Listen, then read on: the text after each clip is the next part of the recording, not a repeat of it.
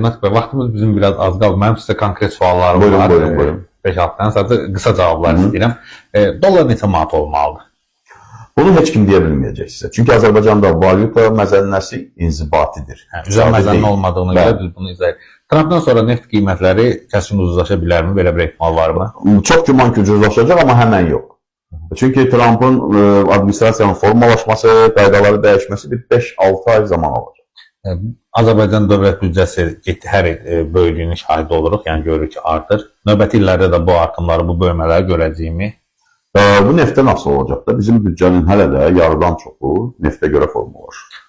Pensiyaların artması məsələsindən bağlı biz əslində müzakirə elədik, amma konkret olaraq pensiyanın artımı sosial duruma təsir edəcəkmi? Ən azından minimum təqaüd olanların vəziyyəti 280 alan 320 alacaq. Yəni, 40 manat olaraq təsir edəcək. Bugün bazarda olan vəziyyət sizi qane edirmi bir partiya sədri olaraq? Əlbəttə yox, çünki inşaatçılıq da var, bahaçılıq da var, inflyasiya da var. Amma bununla mübarizə metodları həddindən artıq yanlış. Son olaraq ən çox müzakirə olunan 2025-ci ilin dövlət büdcəsində verilən sual. Dövlət büdcəsi sosialdır.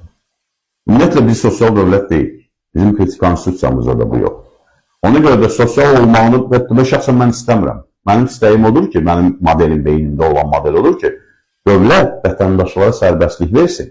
Sosial məsuliyyəti üzərinə götürüb yerinə yetirməməkdənsə, necə ki bizim hökumət elə edir, vətəndaşlara daha çox sərbəstlik versin, vergi aşağı salınsın, gömrük rüsumlar aşağı salınsın. Bizim vətəndaş özünü də dolandıracaq, dövlətini də dolandıracaq.